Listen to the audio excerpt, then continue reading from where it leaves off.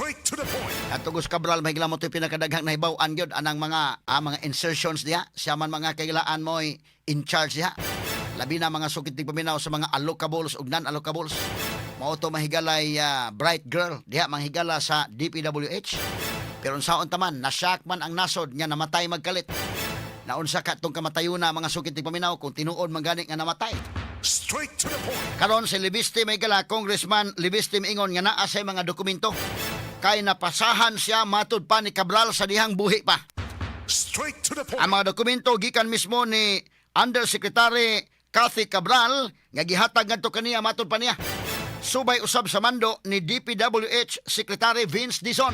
Straight to the point. Ang pangutana ron mahigala kay ingon si Libiste iyang paabuton ang go signal sa DPWH kung okay ba sila mga kailaan nga i-release kini ni Leandro Liviste kining mao mga higalang mga dokumento. Straight to the At point. pagtagad lubutaga sa atong pamanuban usab nining atong tulumanon inyong tulumanon.